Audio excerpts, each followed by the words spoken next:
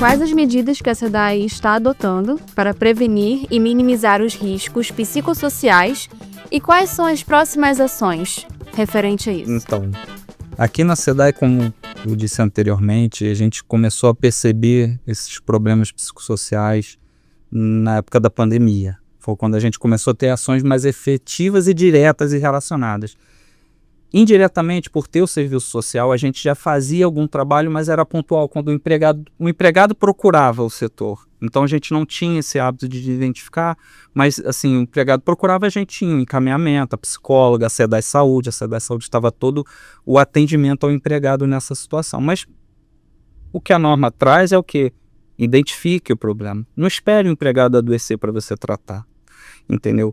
E isso começou muito forte na empresa na época da pandemia, né, com essa ação do Programa de Saúde Ocupacional, de Saúde Mental, né, que foi estruturado pelo Serviço Social da companhia. Hoje ele é cuidado pela SEDAI Saúde. A SEDAI Saúde hoje tem todo um programa de acompanhamento psicólogo, com terapeuta, até a parte de medicamentos é custeado. Então o empregado tem todo o apoio para que ele possa ser atendido em relação a isso, desde a época da pandemia, 2020, né, ali 2019, 2020.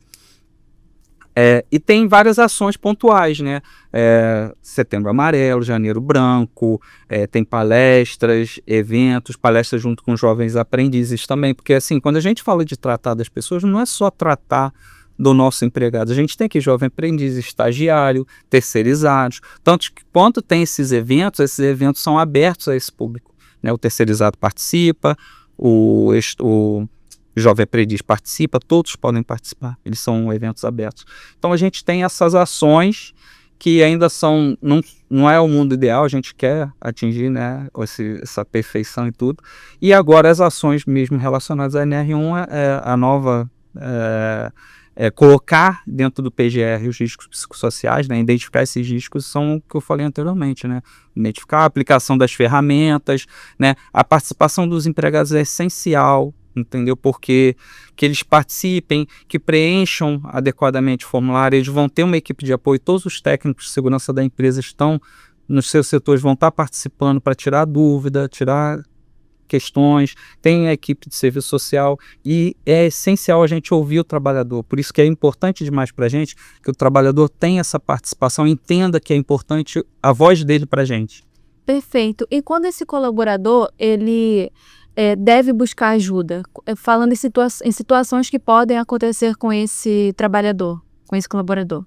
Qualquer situação que ele sinta algum tipo de desconforto, ele pode procurar um técnico de segurança, ele pode procurar a CIPA da sua unidade, porque a segurança do trabalho também tem um vínculo direto e contato direto com a CIPA, apesar de ser responsabilidade da segurança do trabalho, né, da empresa como toda a instituição, mas a CIPA é um comitê de empregados que são pares dele, votados por ele, que ele às vezes tem mais segurança num momento tão, como a gente falou, é sensível às vezes para a pessoa se abrir com um empregado que ele não tem muita proximidade. Então ele vem falar com um trabalhador que é mais próximo dele, às vezes é um padrinho de casamento, é um amigo que é membro da CIPA, então ele se sente mais confortável de falar. Então assim, no momento que ele sente essa dificuldade, ele buscar ajuda, que isso chega para a gente gente tem vários canais já bem fechados e amarrados com as CIPA das unidades, e eles trazem essa informação para a gente, tá? E isso tudo é tratado de maneira sigilosa, respeitando a questão do sigilo médico, né? Os formulários não vão ser nominais, não vai ter nenhum meio de identificação do empregado, a gente vai trabalhar com os formulários por GES, né? Então eu tenho lá o grupo de exposição similar, o GES. Então eu sei que aquele grupo de trabalho eu faço uma identificação, aplico as ferramentas e eu vou identificar o histórico dali, eu vou saber o que eu tenho que fazer. Se aparecer algo que eu preciso tratar especificamente, identifiquei um funcionário que tem uma tendência a agir contra a sua própria vida, o que eu faço? Eu mando para o serviço médico e o serviço médico vai, naquele grupo, tentar identificar quem é e tratar. Entendeu? Então, assim, tem toda a questão do sigilo, do respeito a essa questão da individualidade, de não ser divulgadas as questões pessoais do empregado. Então, isso tudo vai ser implementado em conjunto, né? Está tudo estruturado nesse serviço. Queria aproveitar e comentar algumas coisas sobre esses assuntos. Assim, primeiro, CIPA. Gente, CIPA é fundamental, porque é uma CIPA atuante. Sim. É um excelente canal de comunicação. A CIPA, a partir da publicação da Lei 14.457 de 2022, ela passa a se chamar, a CIPA significa CIPA, Comissão Interna de Prevenção de Acidentes, que era lá da NR5. A partir dessa lei, ela se chama Comissão Interna de Prevenção de Acidentes e Assédio. Então, é um coletivo de trabalhadores que tem composição paritária, significa que você tem o mesmo número de membros representantes dos empregados e do empregador, que não são profissionais da área, o Luiz é profissional da área, mas são trabalhadores que são treinados em segurança e saúde no trabalho e que têm ali atividades relacionadas à representação dos trabalhadores e à prevenção de acidentes e assédio. Não é responsabilidade da CIPA prevenir assédio, mas a CIPA é uma ferramenta dentro da organização, é um canal que tem que discutir a questão do assédio, tem que ajudar a organização a entender, principalmente, olha que importante, quais são as melhores formas, dentro das particularidades daquela organização, de identificar situações de assédio e outras formas de violência nos locais de trabalho, porque existem outras coisas além do assédio. Sim. Então, é muito importante que nas empresas a gente saiba quem é a CIPA, quem são esses empregados Essencial. que estão ali na CIPA, conversar, demandar, saber como é que estão as reuniões da CIPA, saber através da CIPA quais são os canais de escuta dos trabalhadores com relação a essa questão do assédio e outras formas de violência e fazer com que realmente seja um instrumento de voz para os trabalhadores, mas para isso a CIPA tem que estar bem treinada. Bem tem orientada. que ter essas ferramentas, porque a gente não denuncia assédio assim, do lado da mesa do chefe, que é o chefe que está te assediando, né? Então, assim, tem que ter formas eficientes para poder fazer isso funcionar. Aproveitando, aqui na empresa a gente tem o canal do Compliance, tem o Compliance, tem o canal de denúncia de assédio, que é amplamente divulgado entre os empregados, e entre a CIPA, né, quando a gente tem o curso de CIPA, a gente... durante o treinamento CIPA, nós temos uma carga horária específica que o pessoal do Compliance faz um treinamento de assédio, até para eles saberem conversar, receber essa comunicação, repassar a comunicação, como eles podem agir. E a CIPA na SEDAI tem uma característica essencial e para a gente é muito importante porque cada unidade da SEDAI ela tem uma característica própria. Se a gente fala da estação de tratamento de água do Guandu, tem uma característica. Se a gente já fala do Laranjal, tem outra. Então, a CIPA entende essas nuances, particularidades de cada local. E aí consegue passar para a gente, dentro daquela realidade, qual o real problema, como isso está acontecendo. O canal, gostaria de reiterar que o canal de denúncia de assédio, ele é restrito, não vai ter perseguição, não tem como ter perseguição porque é para uma empresa externa, que ela repassa direto para a equipe do compliance, eles vão fazer a avaliação da situação. Então, assim, é para ser denunciado qualquer tipo de assédio. A CIPA já é hoje instruída a partir da inclusão do assédio, né, na NR5, e isso é um cuidado que a SEDAI já tem há algum tempo. E é muito bacana como funciona, porque eu, como estou em cargo de liderança, eu vejo isso acontecer. Chega para mim demandas que eu tenho que tratar e a gente tem que tratar e cuidar para que não se repitam. E uma outra coisa, só complementando o que vocês falaram antes, né? Eu anotei aqui para não interromper, mas estava falando de programa de saúde mental. Gente, programa de saúde mental é uma coisa muito importante, que a gente tem que desenvolver programas de saúde mental de verdade. Não é uma coisa estanque, olha, aqui é assim, vai ser assim para sempre. A gente tem que ir identificando quais são as demandas. Sim. Porque é muito comum, aí vou falar, enquanto auditora fiscal trabalha, eu chegar numa empresa para fiscalizar e falar assim, olha, aqui a gente tem um super programa de saúde mental. Aí você vê todo mundo doente, gente. Todo mundo doente. Super programa de saúde mental. O que é esse programa? Tem um formulário aqui que o cara responde. E a gente tem ginástica laboral também, que é um negócio maravilhoso. Nossa, eu nem falo. Gente, isso não é programa de ginástica laboral com doença mental. Não é programa de saúde laboral, de saúde mental. Programa de saúde mental, ele tem que ser não apenas a resposta clínica. Claro que a gente tem que tratar as pessoas que já estão adoecidas, mas isso é um segundo momento. O programa de saúde mental, ele tem que agir ali muito antes Sim. da pessoa estar adoecida e com base nas características daquele processo e daquele coletivo de trabalhadores que está exposto àquele processo. Quando a pessoa chega adoecida, é sinal que Perdemos oportunidade, já perdemos a briga, acho. A gente só está tratando uma pessoa que tem que tratar. Então, nessa parte de resposta clínica, super importante. sim. Claro. A questão é que o problema que ocasionou aquela doença não está sendo tratado. Exatamente. E esse é o nosso É trabalho. uma falha no gerenciamento e aí é a responsabilidade da organização. Isso. Tem que identificar. E outra coisa, gente, qualquer tipo de acidente ou doença do trabalho tem que ser analisado pela empresa. Sim. Isso é uma coisa. E doenças mentais também. Sim. Então, qualquer tipo de agravo, quando eu falo agravo, é sinônimo de doença. Qualquer tipo de doença psíquica relacionada ao trabalho, a empresa tem que fazer análise. E a análise que a empresa faz, ela tem que chegar lá para identificar os fatores causadores daquele agravo para poder, no gerenciamento de riscos, conseguir agir lá na raiz do problema. Sim, e isso é uma falha muito grande, eu vejo, principalmente nas pessoas que estão iniciando na atividade na área de saúde ocupacional, quando elas não são bem orientadas, que elas sempre fazem essa investigação buscando culpados. Isso. Não se busca não culpado na investigação nunca. Na investigação você vai buscar a causador do problema para tratar um problema. O culpado... E eu já falei aqui, onde que está o problema?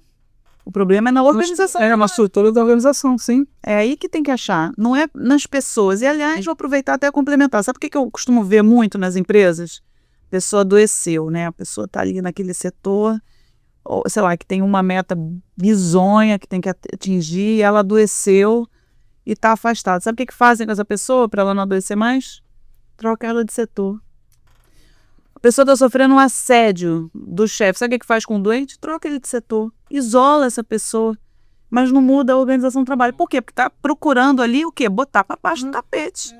Não, ele movimenta, ele pega a pessoa adoentada. Isso que eu estou falando está errado. Só para deixar claro. Sim. É, porque o problema não é tratado.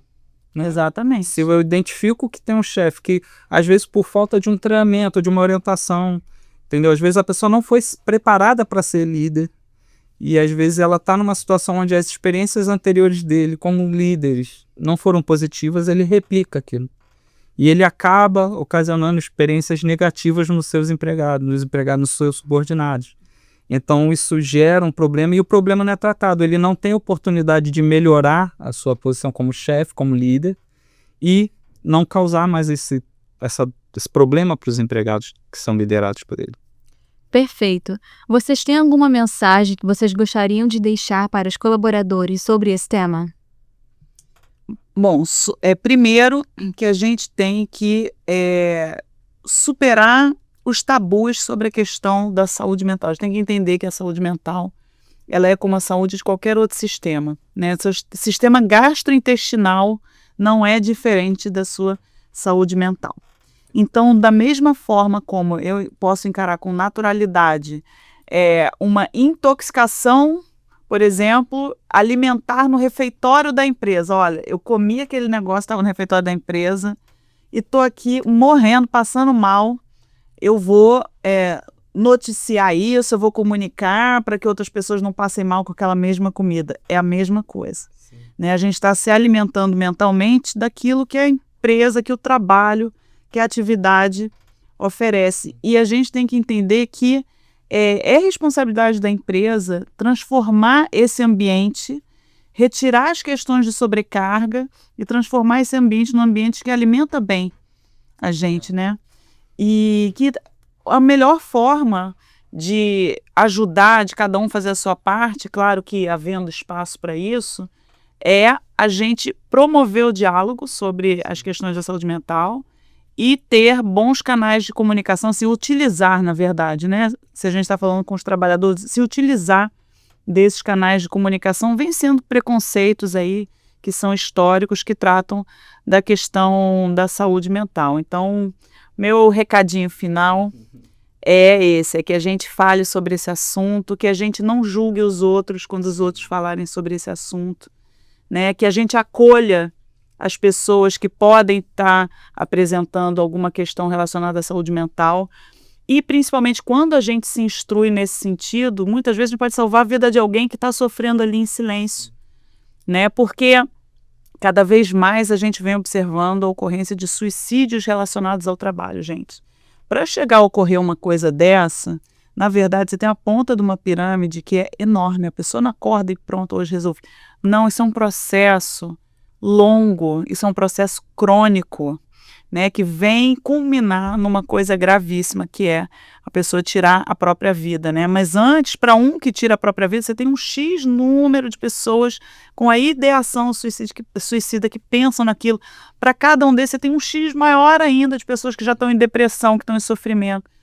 E quando a gente encara com naturalidade esses assuntos, a gente pode ser aquele que percebe e que ajuda a tirar o outro desse movimento, né, de afundamento ali, né, que ajuda a conversar, que comenta com a liderança, comenta, né, com alguém que possa ajudar, que chegue e acolhe de alguma forma e faz toda a diferença e salva a vida de um colega de trabalho.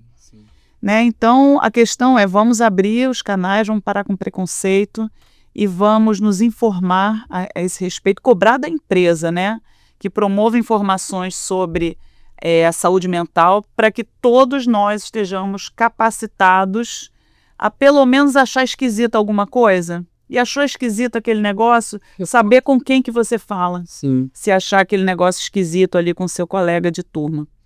E é isso. Meu recado para os trabalhadores é: conte com a segurança do trabalho, o SESMIT da empresa está à disposição. É um canal, a CIPA é um outro canal. Vamos quebrar essa barreira, né, esse preconceito com relação ao cuidado da saúde mental, né? Ela existe, ela está aí e ela tem aumentado. O índice de pessoas que atentam contra a própria vida, né, que cometem suicídio, ele tem aumentado em relação ao trabalho. Isso é um cuidado que a gente tem que ter. E sempre que você perceber qualquer coisa com um colega de trabalho, com uma pessoa próxima, comunica para um outro colega, para um chefe, né? A ideia da SEDAI é o quê? É preparar todos os colegas, que eles tenham a comunicação, tenham a noção, tenham o conhecimento do que é o fator de risco psicossocial, o que são as doenças relacionadas, né, ao ambiente de trabalho que possam ocasionar uma doença mental. As lideranças estão sendo preparadas para isso também, para o chefe saber identificar no seu local de trabalho um empregado que está com uma curva diferente do padrão dela, de postura. Às vezes é um cara que é mais brincalhão, comunicativo, e de repente está mais fechado, ou é um cara que é mais fechado, mas num certo momento ele ainda é sociável e não está, ou de uma hora para outra ele passa a ficar muito eufórico. Isso tudo são sinais que os colegas que convivem vários anos com ele podem perceber. E isso pode ser tratado. É uma questão só de conversar, começar a quebrar essas barreiras. A gente tem toda uma equipe, né, de medicina do trabalho, serviço social, técnicos de segurança, né? No SESMIT, a nossa representação na ponta é muito técnico de segurança. Então, assim, chama o técnico, conversa, pede a ele orientação de como é que eu faço contato com o serviço social para que a gente possa cuidar desse colega. Quais são os canais para eu falar com a medicina do trabalho? Num caso de assédio, qual é o canal com relação a isso? Apesar de ser amplamente divulgado, né, a questão do canal de assédio e tal, o técnico está ali também para dar esse apoio. Então a gente tem uma equipe que está espalhado em toda a empresa, em todo o estado. Tem gente em Itaperuna, temos técnico em Itaperuna, em Piraí, em Teresópolis. Então, assim, a gente tem uma equipe que está dando esse apoio, dando suporte, que está sendo preparada, está pronta para dar esse atendimento, tá? Então, vamos participar, vamos ser mais ativos e cuidadosos com nós mesmos também, tá? A gente que tem essa barreira, vamos repensar e vamos cuidar da nossa saúde, tá? Estamos à disposição para o que precisar. Podem entrar em contato com a segurança do trabalho. Tá? Aqui são portas abertas, até porque o nosso trabalho é cuidar da saúde do trabalhador, cuidar do ambiente de trabalho do trabalhador, tornar ele mais saudável possível, né? E não é nem saudável possível, torná-lo saudável, né? Não tem a impossibilidade. A nossa meta é que ninguém se adoeça, ninguém sofra acidente. A gente sabe que o mundo perfeito a gente vai ter algumas dificuldades, mas o setor trabalha para isso, tá? E estamos aqui à disposição. Quero agradecer a Ana, ao Felipe pela nossa conversa, por trazer informações tão importantes. E a vocês, nossos ouvintes, muito obrigada por nos acompanharem e até a próxima.